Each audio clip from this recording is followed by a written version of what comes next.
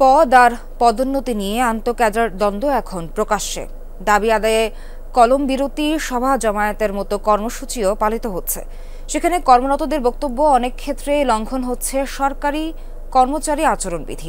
সরকারও এসব বিবেচনায় নিয়ে দিয়েছে সতর্কীকরণ বিজ্ঞপ্তি। তবে গোড়ার সমাধান না করে শুধু বিজ্ঞপ্তিতে সংকট কাটবে না মনে করছেন সাবেক কর্মকর্তারা। শাকিল হাসানের রিপোর্ট।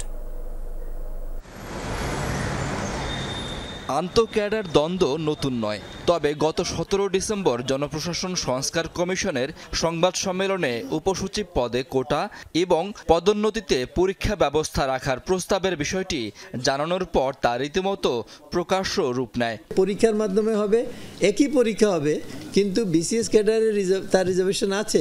কমিশনের প্রস্তাবের বিরোধিতা করে পরস্পর বিরোধী অবস্থান নেয় অ্যাডমিন ক্যাডার এবং বাকি 25 ক্যাডার কর্মকর্তারা।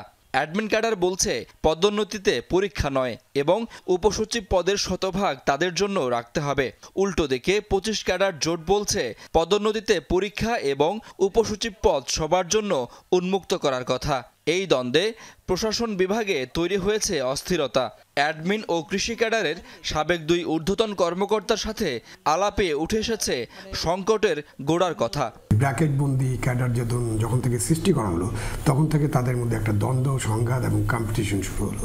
তো আমাদের যদি সংস্কার করতে হয়, সেখানে আমাদের দেখতে হবে যে এই এতগুলো ক্যাডার সার্ভিস রাখার যৌক্তিকতা আছে কিনা। তদবির বা রাজনৈতিক পরিচয় সেইভাবে যদি পদোন্নতি হয়, তাহলে তো একটা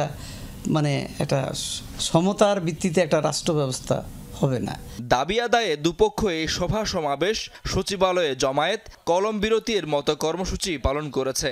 এতে প্রশাসনে স্থবিরতার পাশাপাশি মুখোমুখি অবস্থানে সরকারি কর্মকর্তারা।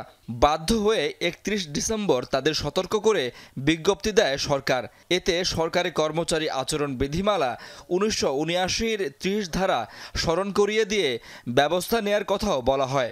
অফিস চলাকালীন সময়ে কোনো অবরোধ, মানববন্ধন, কর্মবিরতি এগুলো চাকরিবিধিতে তো নাই, এগুলো তো চাকরিবিধি পরিপন্থী।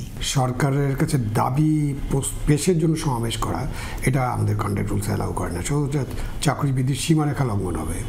রাষ্ট্র পরিচালনায় যেখানে সব ক্যাডার একে অপরের পরিপূরক, সেখানে এমন প্রকাশ্য মুখোমুখি অবস্থান।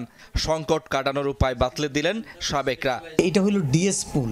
এখানে প্রশাসনের লোকও এখন যেভাবে আসতে পারতেছে, কৃষি ক্যাডার থেকেও যাচ্ছে, অন্য ক্যাডার থেকেও যাচ্ছে, এটা সবার জন্য উন্মুক্ত থাকবে। এখানে পরিষ্কার সরকার বলতে পারে যে এরকম অনেক সুপারিশ আসবে। আমরা ভবিষ্যতে যখন সুপারিশগুলো বিবেচনা করব, তখন আপনাদের সকলের সাথে, অংশীজনদের সাথে আলাপ আলোচনা করেই আমরা সুপারিশের ব্যাপারে পদক্ষেপ গ্রহণ করব। স্টিল ফ্রেম একটা সিভিল সার্ভিস দরকার, যারা দক্ষ, মেধাবী, পেশাদার, দলনিরপেক্ষ হবেন। সাবেক 2 কর্মকর্তাই বলছেন কল্যাণমূলক রাষ্ট্র গড়তে এবং সেবা মানুষের কাছে পৌঁছে দিতে দক্ষ ও পেশাদার কর্মকর্তার বিকল্প নেই।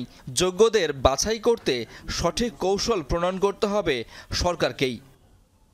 শাকিল হাসান, যমুনা নিউজ, ঢাকা।